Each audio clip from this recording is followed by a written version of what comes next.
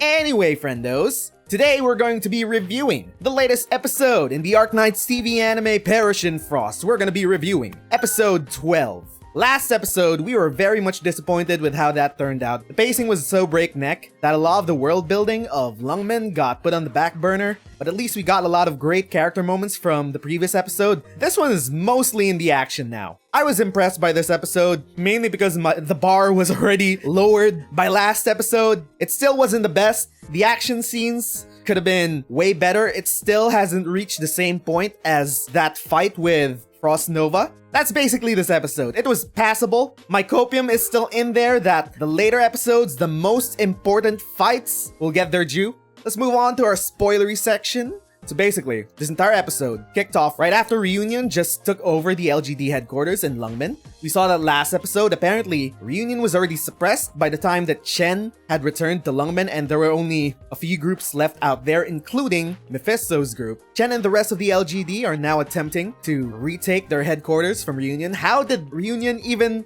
take the headquarters to begin with? Were all of the cops just outside of the city? Were they all baited outside of the city? I mean, there could have been like a few interns inside the building, right? That could have defended? I don't know. Somehow, somewhere, Reunion took over the LGD building.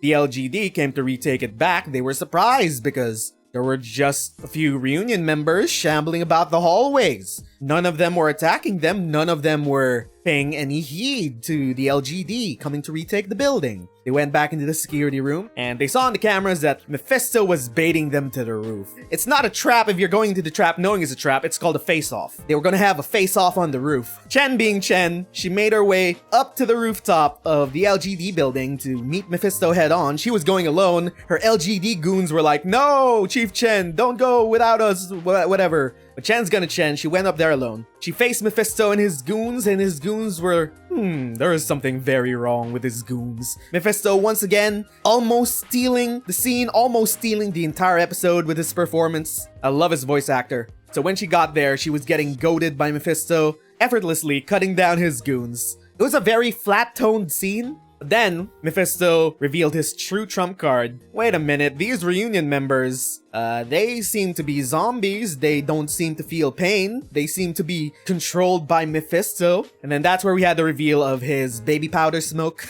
That's what I'm gonna call it. His arts powers finally got revealed in the anime. And the Originium inside of the Reunion members got activated. Originium crystals burst out of them. They definitely look like they were in pain from that one. So we finally got our scene with the Reunion zombies. That's why they were kind of mindlessly shambling about the LGD headquarters. It was a trap! So the LGD down below got ambushed by the zombie infected. We don't know how many of them survived, but by the end of the episode, it looks like many of the LGD survived. So who are we to worry about the LGD? So the ones downstairs have their hands full, while Chen is now trapped on the top floor with Mephisto, his zombie goons, Faust, and his invisible archers. And it looks like Chen was in very much a pickle. Her first sword, her normal sword, got shot out of her arm by Mephisto or his archers. She then tried to rely on her Chishao sword. I don't know how much I could say to not spoil the Chishao for anime onlys. It is definitely a very powerful sword in Chen's arsenal.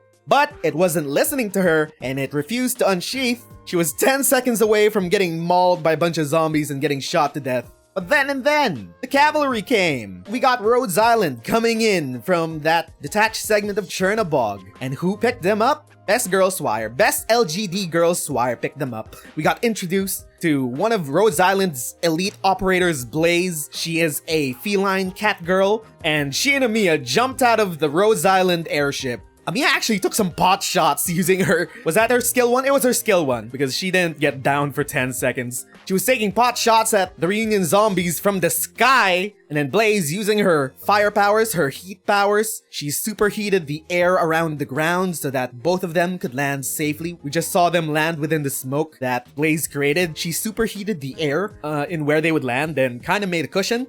Chen, once again shook. Even though she abandoned Rhodes Island didn't abandon her. Also, I forgot, before this, she got a wound from a loose arrow. And then when Mephisto's baby powder was activating the Originium inside all of the Reunion zombies, Chen's wound, it started glowing. It's not explained explicitly, but context clues be damned. So Ami and Blaze finally arrived to back up Chen. I think it was hilarious that when you put all three of them together, Ami was the shortest. She's so short. And she was just looking up at Chen. Blaze finally arrived. Ami said that she's one of Rhodes Island's elite operators. Just to show off a bit of her abilities, Blaze used her skill 3.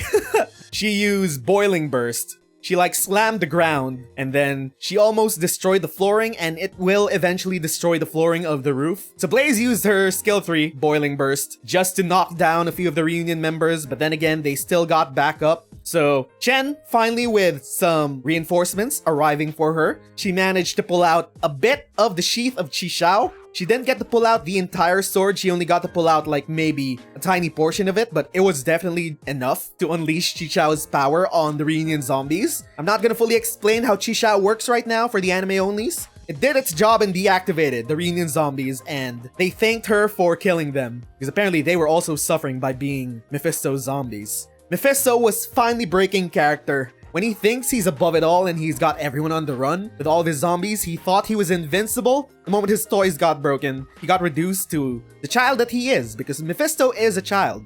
Faust tried to convince him that they need to retreat.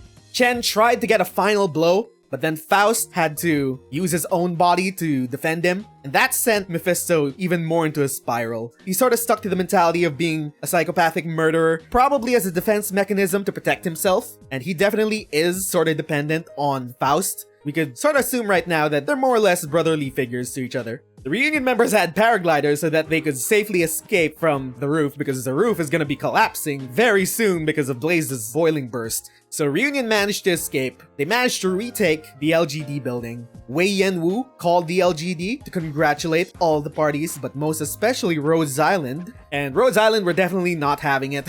And Doctor straight up said that we can't fucking trust you. The cooperation agreement is still strained, but Amiya still came to help. That's where Amiya is currently in her character development. We got a bit of downtime with Chen and the other LGD girls with Hoshiguma and Swire. Chen definitely had a lot of thoughts to think about. Wei Yenwu gave them one day to finish the operation of eliminating Reunion from Lungmen, and then we finally got some scenes with Wei and his wife Fumizuki. Can't explain more without getting into spoilers for the anime onlys.